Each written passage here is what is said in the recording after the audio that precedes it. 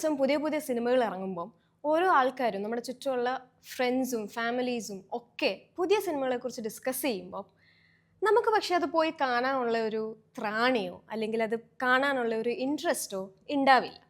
അത് OTTയിൽ ഇറങ്ങിയാൽ പോലും ആ ഒരു കൺവീനിയൻസിൽ ഇറങ്ങിയിട്ട് പോലും നമുക്ക് ചിലപ്പോൾ അത് കാണാൻ തോന്നില്ല. അതാണ് കോഗ്നിറ്റീവ് ഈസ് സീക്കിംഗ്. ബേസിക് ആയിട്ട് പറഞ്ഞാൽ ഇപ്പൊ പാണ്ടിപ്പട എന്ന മൂവി എടുത്ത് കാണുമ്പോൾ കിട്ടുന്ന ഒരു ഈസ്, ഒരു കംഫർട്ട് പുതിയൊരു മൂവി പോയി കാണുമ്പോൾ കിട്ടില്ല. There is a thing called theory of cognitive ease and load reduction. അതായത് ഒരു പുതിയ സിനിമ കാണുമ്പോൾ അതിൻ്റെ ആ ഒരു ഫിക്ഷണൽ വേൾഡ് മാപ്പ് ഔട്ട് ചെയ്യുക, ആ യൂണിവേഴ്സിലെ ക്യാരക്ടേഴ്സ് പുതിയ ക്യാരക്ടേഴ്സാണ്, ആ ക്യാരക്ടേഴ്സിൻ്റെ പേരറിയുക, ആ ക്യാരക്ടേഴ്സിൻ്റെ പേഴ്സണാലിറ്റീസ് മനസ്സിലാക്കുക, പുതിയൊരു കഥ അറിഞ്ഞു വരിക, ഇതൊക്കെ ചെയ്യുക എന്ന് പറയുന്നത് നമ്മുടെ ബ്രെയിനിന് ഭയങ്കര ടയറിങ് ആയിട്ടുള്ളൊരു കാര്യമാണ്. നമ്മൾ അറിയാണ്ട് തന്നെ ബ്രെയിൻ ഭയങ്കര ടയേർഡായി പോകുന്ന ഒരു കാര്യമാണ്. പക്ഷെ അങ്ങനത്തെ ഒരു ഓൾറെഡി ടയേർഡ് സിറ്റുവേഷനിൽ നമുക്കൊരു പുതിയ സിനിമ കാണണം എന്ന് പറയുമ്പോൾ ചിലപ്പോൾ ബ്രെയിൻ റിജക്റ്റ് ചെയ്യും.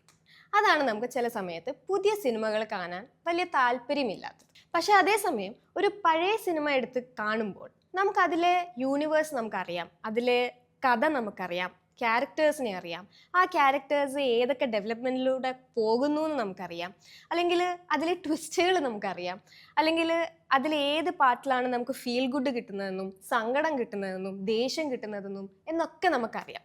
ചിലപ്പോൾ നമ്മളത് ഫാസ്റ്റ് ഫോർവേഡ് ചെയ്തായിരിക്കും കാണുന്നത്.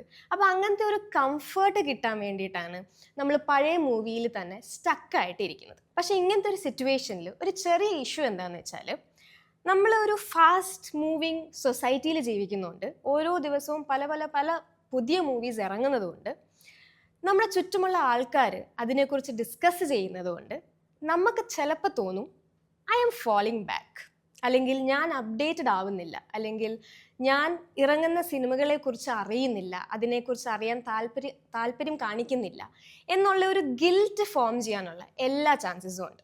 മറ്റൊരു ഫാക്ടർ, ഒരു പുതിയ സിനിമ കാണുമ്പോൾ നമ്മുടെ ഉള്ളിൽ ഒരു ഇമോഷണൽ ഡ്രെഡ് ഉണ്ടാവുകയാണ്, ഒരു ഇമോഷണൽ ഭയം. What if the character I love dies? What if story end ചെയ്യുന്നത് സാഡായിട്ടാണ്? അല്ലെങ്കിൽ വാട്ട് ഇഫ് ഈ സ്റ്റോറി എനിക്ക് ഇഷ്ടപ്പെട്ടില്ലെങ്കിലോ? അല്ലെങ്കിൽ വാട്ട് ഇഫ് ഈ സ്റ്റോറിയുടെ അവസാനം ഫ്രസ്ട്രേറ്റ് ചെയ്യിച്ചാലോ എന്നെ? അങ്ങനത്തെ പേടികൾ കൊണ്ട് കൂടിയാണ് നമ്മൾ പുതിയൊരു മൂവി കാണാൻ പലപ്പോഴും മടിക്കുന്നത്.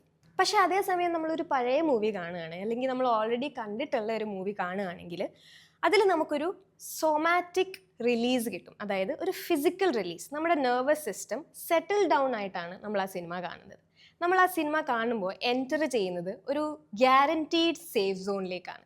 അത് കാരണം നമ്മളിപ്പോഴും ചൂസ് ചെയ്യുന്നത് റീവാച്ച് ചെയ്യുക എന്നുള്ളതായിരിക്കും. Yet another factor is the paradox of choice. അതായത് ഇതിപ്പോൾ നമ്മളെല്ലാം കഴിഞ്ഞ് നമ്മളിനി ഒരു സിനിമ കാണാനിരുന്നു എന്ന് തന്നെ ഇരിക്കട്ടെ, ചിലപ്പോൾ OTTയിലാണ് കാണുന്നതെന്ന് ഇരിക്കട്ടെ. ഫോർ എക്സാമ്പിൾ നെറ്റ്ഫ്ലിക്സിലെടുക്കുമ്പോൾ നമ്മൾ ഏത് പുതിയ മൂവി കാണും എന്നുള്ളൊരു കൺഫ്യൂഷൻ. പുതിയ മൂവിയുടെ ലിസ്റ്റ് എടുക്കുമ്പോൾ തന്നെ ഒരു 10,000 പുതിയ മൂവീസ് ഉണ്ടാവും, over a lot of wide range of languages. അപ്പോൾ ഇതിൽ നിന്ന് ഏത് ടൈപ്പ് മൂവീസ് കാണണം എന്ന് ആദ്യം നമ്മൾ ഡിസൈഡ് ചെയ്യണം. ഇനി ആ മൂവി ഒരു ഫീൽ ഗുഡ് മൂവിയാണോ, ത്രില്ലർ ആണോ, അല്ലെങ്കിൽ നമുക്ക് ഇപ്പോൾ കാണേണ്ടത് ഏത് ടൈപ്പ് അല്ലെങ്കിൽ ഏത് ജോണറിലുള്ള മൂവിയാണ് എന്നാദ്യം ഡിസൈഡ് ചെയ്യണം. ഇനി ആ ഡിസിഷൻ ശരിയാണോ തെറ്റാണോ എന്ന് നമ്മൾ ആലോചിക്കണം.